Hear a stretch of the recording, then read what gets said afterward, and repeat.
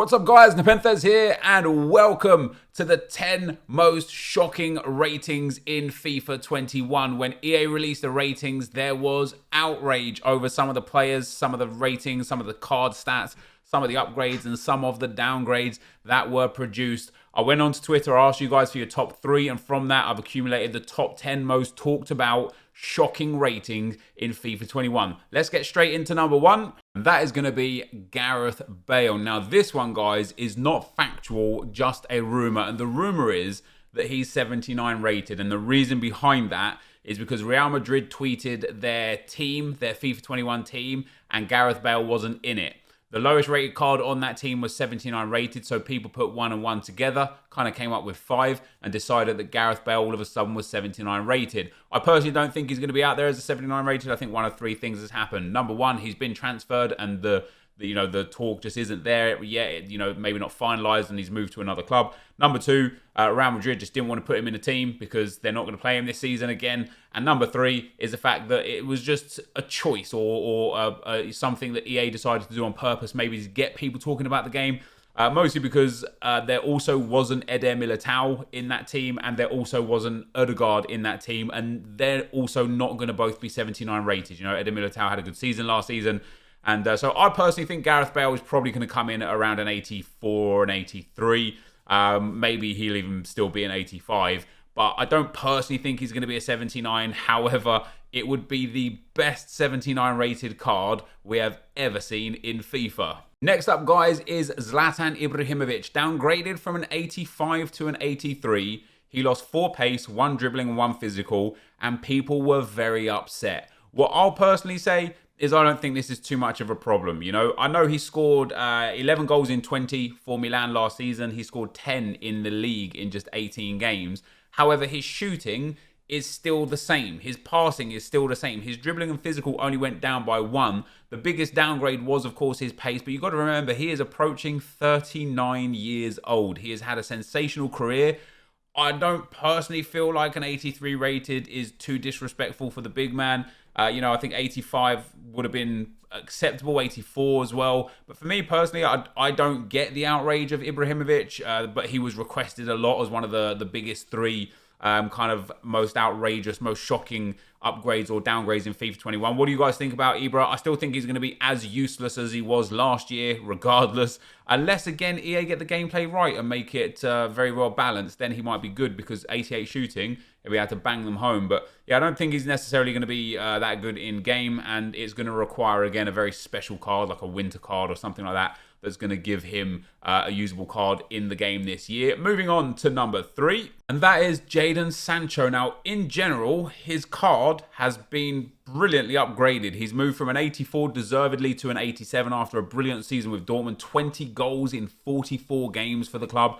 He got 4 physical, 4 passing, 2 shooting, 1 dribbling, and 1 defending. However, crazily, and a lot of people, myself included, don't understand where EA get this from. He has been downgraded by 5 pace. For what reason, I don't know. He is still as quick as he was last season. From what I understand, he didn't lose a toe or a leg or a foot. I don't know how they rate these players year on year. I thought cards were, as a whole, based within the whole ecosystem of FIFA, but also relative to themselves year on year. I personally don't think, as young as Sancho is, what age is he now? 20. I personally don't think he got 5 pace points slower over the last 12 months. If anything, he's still developing as a man. He would have actually got faster rather than slower. Outside of that, his card's very good, but it is very crazy to a lot of people that he lost 5 pace points. And along the same token, guys, Serge Gnabry got downgraded massively with pace as well. Only 25 years old for Gnabry. He got upgraded in general, and there was a big theme around Bayern being done a little bit dirty, and we'll get onto a few more of the players as we go through this video. Gnabry did get upgraded by 1. He got a 3 bonus in passing, 1 in physical, and 1 in shooting. He scored 23 goals in 46 games for Bayern last season. Of course, won the Champions League, won the Bundesliga. I think they won their League Cup as well. And for one weird reason or another, typical EA, I don't know, he got downgraded by 8 pace. Once again, unless they have like a career-defining injury or are getting way older. You know, I would have expected Cristiano Ronaldo or Lionel Messi to get massive pace downgrades. I would have expected Lewandowski or Ibrahimovic to get massive pace downgrades. I wouldn't have expected young upcoming players like Sancho and in not even in his prime probably yet, but fairly young, you know, 25-year-old Serge Gnabry dropping from 90 pace to 82 pace. It's a weird one for me. It's a weird one for you. Let me know why you think EA might have dropped him down 8 pace points in the comment section below, guys. And let's move on to the next player. Next up, guys, we've got one of the most outrageous downgrades in the history of FIFA in Ultimate Team in general. Pierre-Emerick Aubameyang, 22 league goals in 36 games last season, and he finished second just behind, I think, Vardy for Golden Boot. 22 goals in 36 games the year before, and he won the Golden Boot. Obviously, he is Arsenal's shining star. He's one of the main reasons that we won the FA Cup, one of the main reasons why we won the Community Shield. And even though they gave him +1 in shooting, fairly so, +1 in dribbling and +1 in defending, in defending, again, fairly so, and they reduced him by 1 pace, which I don't mind too much as well. You know, Pierre-Emerick Aubameyang is getting on a little bit. He is now 31 years old. And that's what I mean, you know, with what EA do with these older players and pace. But for some bizarre reason, they have downgraded his overall from an 88 down to an 87. For me personally, I genuinely thought he was going to be an 88 or a 90. He's been one of the, if not the best, most prolific striker in English football over the last 2 seasons. And I can't understand for the life of me why they've dropped him from an 88 to an 87. It doesn't make any sense at all. For those of you that aren't Arsenal fans, what do you think about this one? Obviously, my Arsenal bias is coming in just a little bit there. And maybe 88 or 89 would have been just as fair. I personally, as I say, I think 89 or 90 would have been absolutely fair for him. It does mean there's probably a little bit of room for winter refresh or winter upgrade or whatever they're going to call the upgrade system in January this year. But yeah, that is just such a bizarre one for me. Let's move on to the next player. Next up for me, guys, is Thomas Muller. As I said, you know, there was a few concerns with Bayern, and I think David Alaba was another one of those ones, which we're not going to have in today's video. He got some small upgrades. He got +3 passing, +1 defending, but he lost 4 pace and 1 shooting. In general, Thomas Muller has been one of those guys that has been so underrated for many, many years. He is 30 years old. He already has 100 appearances for Germany. He already has 570 appearances for Bayern, including 215 goals. For a midfielder, that is a ridiculous return. Forget assists as well. It doesn't show assists on Wikipedia here. But this guy has proven to be insane year on year on year. And his highest rated ever base gold card was all the way back in FIFA 17 at 87 rated. And other than that, he's been basically 86 every year since FIFA 15 when he was like an 84 and then below for that. And you just think like this man has done basically everything. The amount of things he's won, with Germany, with Bayern, he just won the Champions League, just won the Dutch Cup, the Bundesliga and the German Cup. And he doesn't get upgraded. Again, I personally feel like Thomas Muller should be an 88 or an 89 rated. When you think about what EA had Marco Reus as over the last 4 or 5 years as a Dortmund player, you know, I think that, did they win the league one time in that time where he was there, but just generally, you know, they came up short constantly. And Marco Reus was up there as an 89 or a 90. I don't know why Thomas Muller doesn't get that same sort of love. This was one of those ones that was argued about a lot on Twitter, and a lot of people put him in one of, you know, again, the most shocking upgrades or downgrades, or in this case, non-movers. Because once again, after winning the Champions League, and not just winning the Champions League, but destroying the Champions League, you know, that they absolutely dominated everybody, you would think the whole team would get a massive glow up, and they just generally haven't. But Thomas Muller is next up there, guys, and let's move on to the next. Next up, guys, is Alphonso Davies. Now, he has been upgraded dramatically from a 72 silver left mid to an 82 gold left back. He's been given 4 pace, 16 passing, 9 dribbling, 24 defending, and 7 physical. And even with that sizable upgrade, people are still upset. And I personally also think deservedly so. If you guys watched him over the last 12 months playing for Bayern, he has developed into one of the best left backs in world football right now. Yes, he's still young, but again, he's got a Champions League under his belt. He's got league title under his belt. He is just absolutely explosive. He's incredibly skillful, incredibly quick. He can defend incredibly well. Playing for Bayern on that left-hand side, he's been so good. He forced Bayern to use David Alaba in a different position. He just held that left-back role down. And when you look at his card and you look at him as an 82, although it's not a terrible card, and it will probably be a lot of good use in FIFA, and people will probably be grateful that he's 82 in FIFA because you'll be able to pack him and buy him a little bit easier than if he was like an 85 or an 86. But notoriously, EA have always done fullbacks dirty. They've always typically been extremely low rated. This season, though, not so much. You've got, obviously, Robertson and Trent both up at 87 rated. Jordi Alba's up there. Alexandro is up there. And I think people are expecting Alphonso Davies to be closer to an 84 or an 85 rather than an 82. I would think it's fair to say at least an 83 or an 84 would have been fair. I know to get the high ratings, you need to show consistency and constant year on year on year of proving that you're the best, or that you're up there, that you're high rated and in high regard. But I think after the season that this man had, it is hard to argue that he's not one of the best fullbacks in world football right now.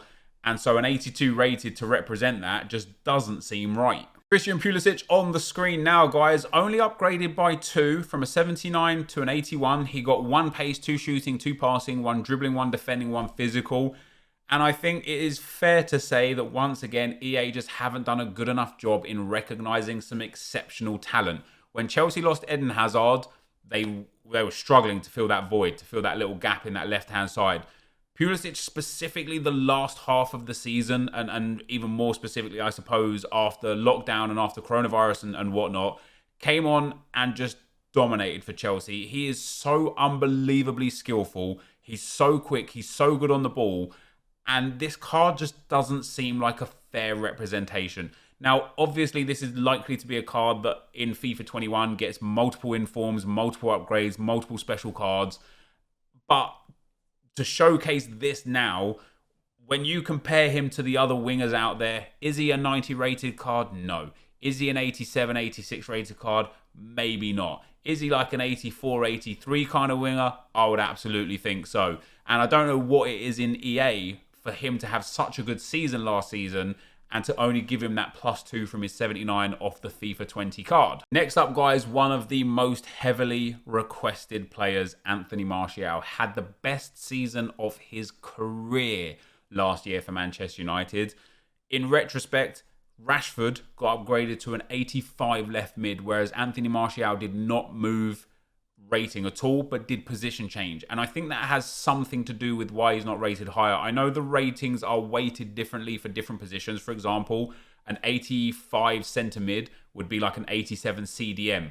I don't exactly know how EA calculated or whatever, but people are just very bemused with this Martial card. Now, on the face of it, it actually looks like a good card. He lost 4 pace from 89 down to 85, but he gained 1 dribbling, 1 shooting, 3 passing, and 2 physical. Do I think that's fair? I don't know. I don't know. The card itself looks decent. I think he's a bit faster than 85 pace, personally. But last season, guys, he scored 17 Premier League goals in 32 appearances and 23 goals in total, which is the same as the last 2 years combined for Manchester United and is his best ever scoring season.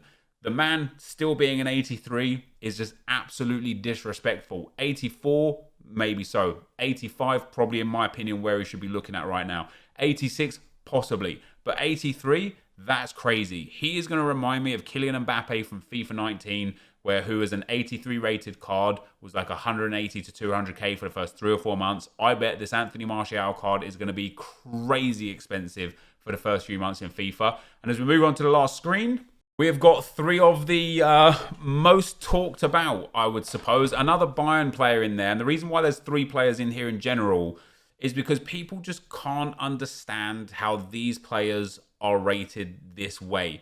Jordan Henderson, 86. Paul Pogba, 86.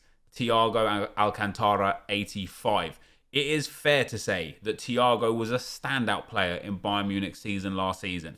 And yet he has got a card that suggests that he is just another player in a big team.